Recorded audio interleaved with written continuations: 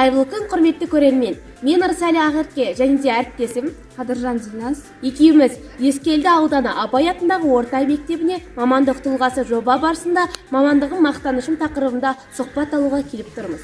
Профессия – это очень важная часть жизни человека. Мы хотим провести беседу с воспитателем детского мини-сада Балбубек Жазира Букеновной.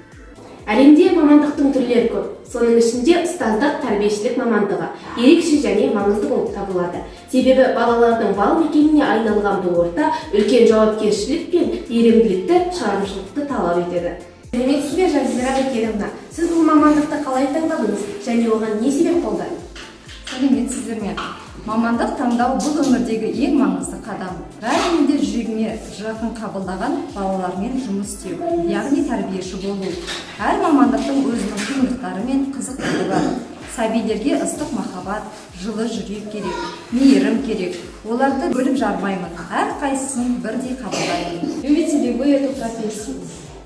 Да, я люблю свою профессию, потому что эта работа наполняет мою жизнь высоким смыслом, окрыляет, дает мне силы.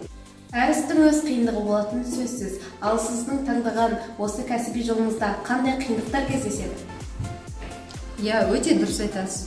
Ең қиыны бала алғаш бейімделуі, яғни балабақшаға келген күннен бастап баланың өмірі күрт өзгереді. Әрбір жаңа сынаққа риза бол, өйткені ол сенің күшіңді және мінезіңді нығайтады демекші.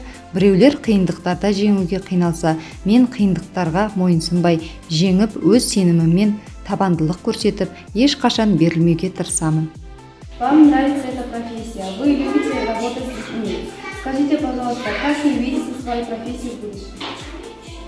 Воспитатель – это человек, сочетающий в себе черты и психолога, и артиста, и друга, и наставника. Поэтому воспитателя должна быть творческой, талантливой, яркой, владеть новыми технологиями, разрабатывать и планировать интересные занятия, игровые моменты.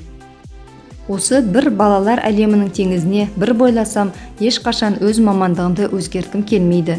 Мұғалім, тәрбиеші болу оңай жұмыс емес. Басқа ешбір мамандық иесіне дәл мұғалімге қойылатындай талаптар қойылмайды. Менің мамандығым әлемдегі ең қажет мамандықтардың бірі. Сондықтан мен мамандығымды мақтан тұтамын. Мамандықты дұрыс таңдау – ол өмір жолының сәттілігінің негізі демекші. Біздің бүгінгі кейіпкеріміз Жазира Букеновна өзінің мамандық таңдауына қателеспегені сөзсіз.